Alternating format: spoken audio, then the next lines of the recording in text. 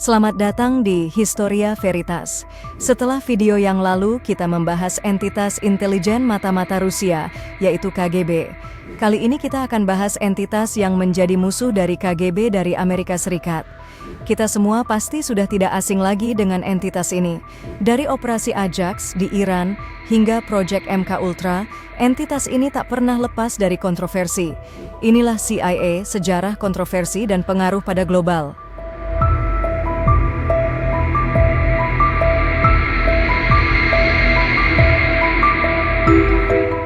Untuk memahami bagaimana CIA, Central Intelligence Agency terbentuk, kita harus kembali ke masa setelah berakhirnya Perang Dunia Kedua.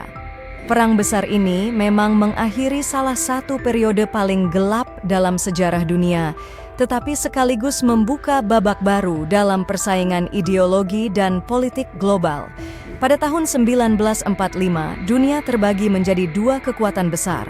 Amerika Serikat di satu sisi yang membawa ideologi kapitalisme dan demokrasi, dan Uni Soviet di sisi lainnya dengan ideologi komunis yang mengusung totalitarianisme. Setelah Perang Dunia Kedua, ketegangan antara kedua kekuatan ini semakin meningkat. Keduanya saling mencurigai, dan masing-masing berusaha untuk memperluas pengaruhnya ke negara-negara yang baru saja merdeka atau sedang dilanda kerusakan akibat perang.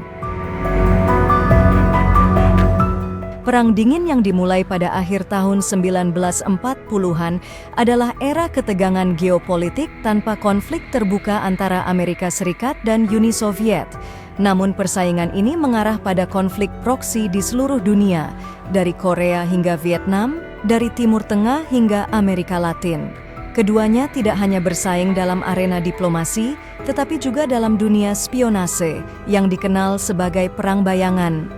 Sebelum pembentukan CIA, Amerika Serikat telah memiliki badan intelijen bernama Office of Strategic Services atau OSS yang dibentuk pada masa Perang Dunia Kedua. OSS memiliki peran penting dalam pengumpulan informasi dan operasi-operasi rahasia di Eropa dan Asia. Namun setelah perang berakhir pada tahun 1945, OSS dibubarkan. Amerika Serikat kemudian merasa bahwa dunia pasca perang yang penuh ketidakpastian membutuhkan sebuah badan intelijen yang lebih permanen dan terorganisir. Pada tahun 1947, di tengah kekhawatiran yang berkembang tentang ancaman dari komunisme Soviet, Presiden Amerika Serikat ke-33, Harry S. Truman memandang bahwa sebuah lembaga intelijen yang terpusat akan sangat diperlukan untuk melindungi kepentingan nasional Amerika. Pada tanggal 26 Juli 1947, Presiden Truman menandatangani National Security Act yang mengubah struktur keamanan nasional Amerika Serikat dan menciptakan Central Intelligence Agency atau CIA. Tujuan utama dari pembentukan CIA adalah untuk mengumpulkan, menganalisis, dan menyebarkan informasi intelijen dari luar negeri yang dapat membantu Amerika Serikat dalam menghadapi ancaman eksternal, terutama dari Uni Soviet dan blok komunis yang semakin berkembang. CIA juga diberi mandat untuk mengkoordinasikan seluruh aktivitas intelijen yang dilakukan oleh lembaga-lembaga lain di bawah National Intelligence Structure yang baru dibentuk. Salah satu bagian penting dari undang-undang tersebut adalah penciptaan National Security Council, NSC, yang bekerja langsung dengan Presiden untuk merumuskan kebijakan keamanan nasional dan memberikan CIA peran yang lebih besar dalam merancang dan melaksanakan kebijakan luar negeri Amerika, khususnya dalam hal kontra-intelijen dan operasi-operasi rahasia. CIA dibentuk dengan fokus utama pada pengumpulan informasi, tetapi juga memiliki mandat untuk melakukan operasi rahasia yang mendukung kebijakan luar negeri Amerika Serikat, termasuk pengaruh politik dan militer di negara-negara lain. CIA berfungsi sebagai lembaga yang menghubungkan berbagai informasi dari Departemen Negara, Departemen Pertahanan, serta lembaga intelijen lainnya, seperti FBI yang lebih berfokus pada kegiatan domestik. Pada awalnya, CIA tidak langsung menguasai semua fungsi intelijen yang ada. Banyak lembaga intelijen lainnya tetap beroperasi dalam struktur yang lebih terpisah, seperti National Security Agency atau NSA yang menangani sinyal intelijen, atau Federal Bureau of Investigation atau FBI yang mengurus keamanan domestik. Namun, CIA mendapat kepercayaan untuk menjadi lembaga utama yang mengatur dan mengkoordinasikan seluruh aktivitas intelijen luar negeri.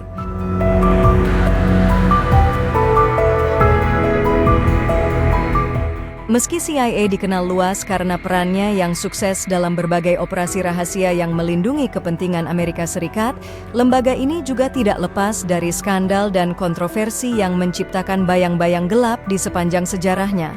Dalam banyak kasus, operasi-operasi CIA menimbulkan pertanyaan besar mengenai etika, moralitas, dan bahkan pelanggaran hak asasi manusia. Beberapa operasi yang sukses, yang mungkin dianggap sebagai kemenangan strategis oleh pemerintah Amerika Serikat, juga mengundang kecaman luas, baik di dalam negeri maupun internasional. Salah satu skandal terbesar yang mengungkap sisi gelap CIA adalah proyek MK Ultra, yang dimulai pada tahun 1950-an.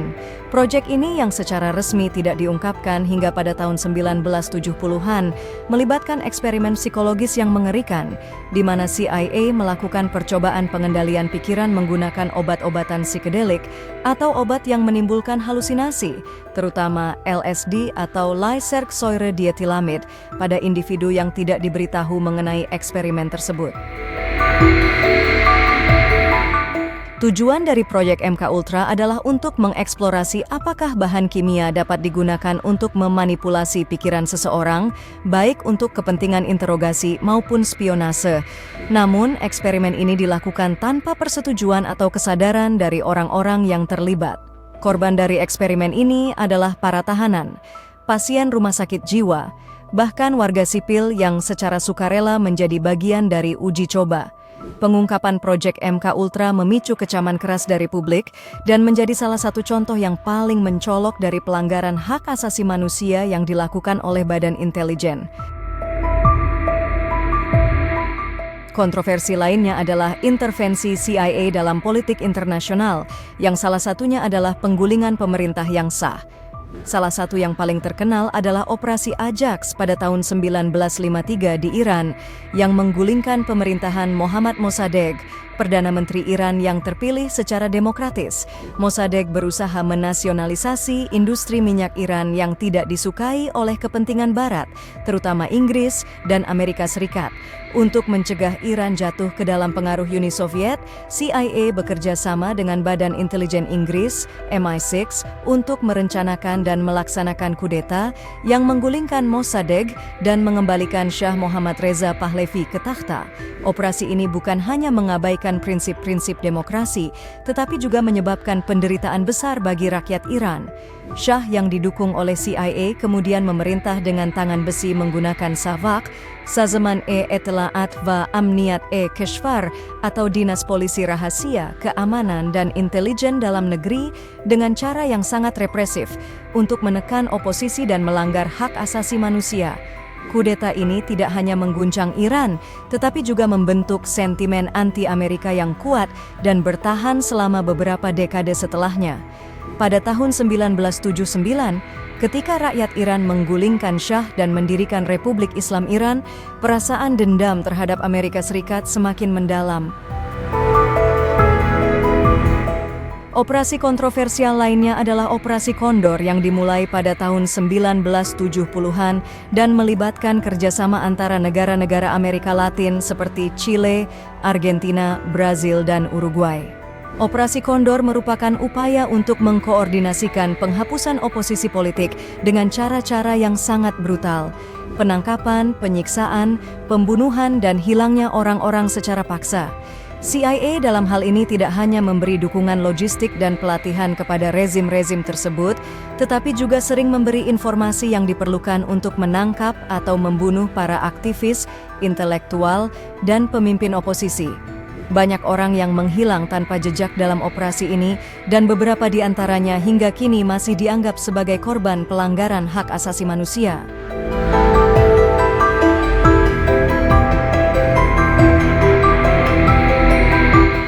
Setelah berakhirnya Perang Dingin, dunia memasuki fase yang sangat berbeda, di mana konflik ideologis yang melibatkan dua kekuatan besar, yaitu Amerika Serikat dan Uni Soviet, akhirnya pelan-pelan mereda.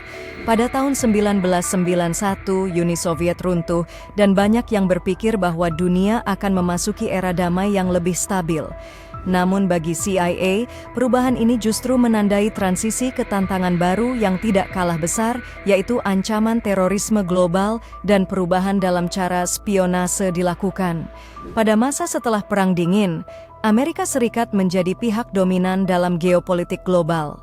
Tanpa ancaman langsung dari Uni Soviet, banyak yang memperkirakan bahwa ancaman terhadap keamanan dunia akan lebih berfokus pada ancaman non-negara, seperti terorisme internasional, perdagangan narkoba, dan senjata pemusnah massal.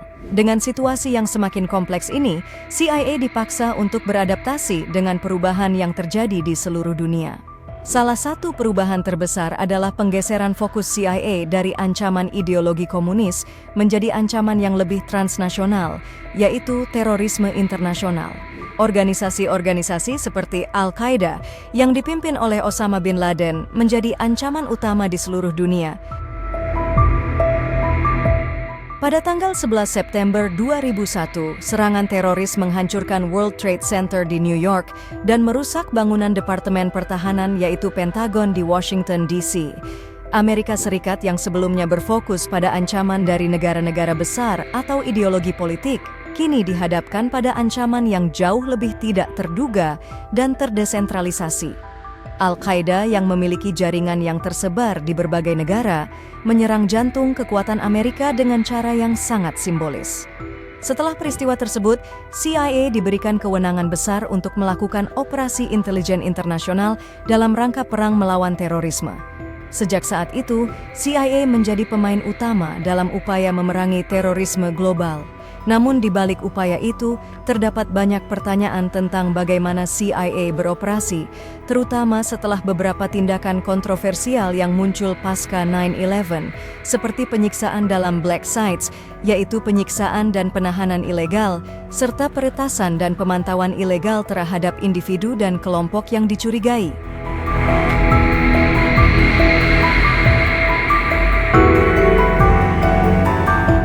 Salah satu tujuan utama CIA setelah 11 September adalah menangkap atau menghabisi Osama bin Laden, pemimpin Al-Qaeda yang diduga berada di balik serangan tersebut. CIA bekerja sama dengan Badan Intelijen Internasional dan militer Amerika Serikat, memulai sebuah operasi global untuk menghancurkan jaringan teroris dan menemukan Osama bin Laden. Operasi ini membawa CIA ke berbagai tempat di dunia, dari Afghanistan, tempat di mana Taliban mendukung Al-Qaeda, hingga ke wilayah-wilayah terpencil di Pakistan. Dalam pencarian ini, CIA terlibat dalam penggunaan drone dan serangan udara untuk menghancurkan sarang-sarang teroris dan dihabisinya Osama bin Laden di Abbottabad, Pakistan. Dalam sebuah operasi yang dipimpin oleh Navy SEALs Amerika Serikat, namun direncanakan oleh CIA. Namun meskipun keberhasilan ini merupakan momen besar, banyak juga kontroversi yang muncul. Bagaimana CIA memperoleh data intelijen yang membawa mereka ke lokasi bin Laden? Apakah semua metode yang digunakan untuk mengumpulkan informasi, termasuk penyiksaan terhadap tahanan, dibenarkan dalam upaya untuk memburu teroris? Selain itu, pada tahun 2003, Amerika Serikat dengan dukungan CIA melakukan invasi militer ke Irak dengan alasan bahwa Saddam Hussein memiliki senjata pemusnah massal dan mendukung terorisme internasional. Namun setelah invasi, tidak ada bukti yang mendukung klaim tersebut dan Irak malah terjebak dalam kekacauan yang lebih dalam, menciptakan kondisi yang memungkinkan terorisme berkembang, termasuk kemunculan ISIS.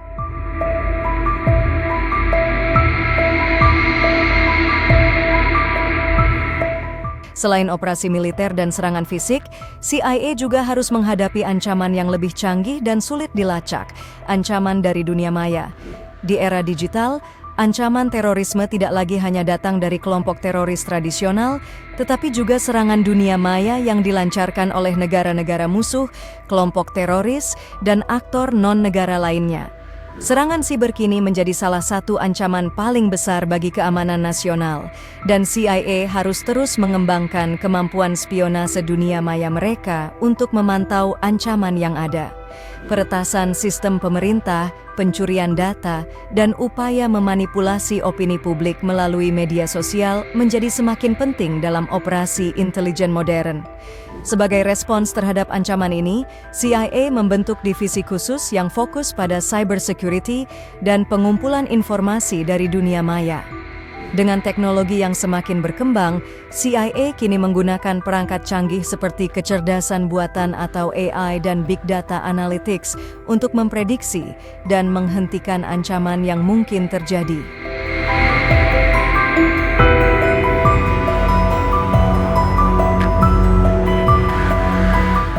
Namun, meskipun peran CIA sangat krusial dalam perang melawan teroris, lembaga ini tidak lepas dari kritik.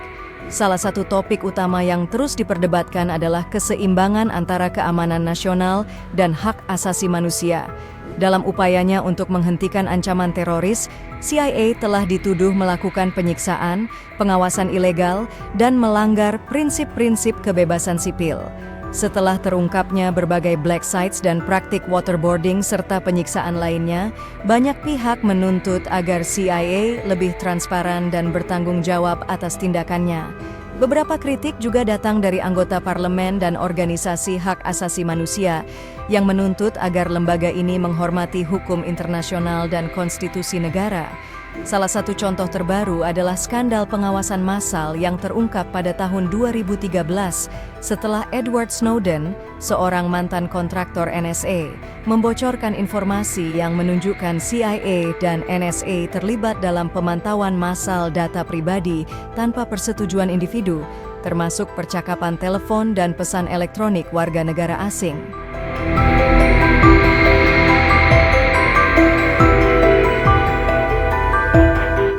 Operasi-operasi rahasia, intervensi politik, dan perang global yang tak terlihat banyak orang telah menunjukkan betapa pentingnya lembaga ini dalam mempertahankan kekuatan dan pengaruh Amerika. Tapi apakah CIA selalu melakukan hal yang benar? Bagaimana menyeimbangkan antara keamanan dan kebebasan? Apa yang Anda pikirkan tentang CIA? Apakah mereka penjaga dunia atau justru aktor yang memperburuk keadaan? Berikan pendapatmu di kolom komentar dan jangan lupa untuk like, subscribe, dan komen. Dan aktifkan lonceng notifikasi agar kamu tidak ketinggalan video menarik lainnya dari Historia Veritas. Yuk, mari kita belajar sejarah. Sampai jumpa di video berikutnya.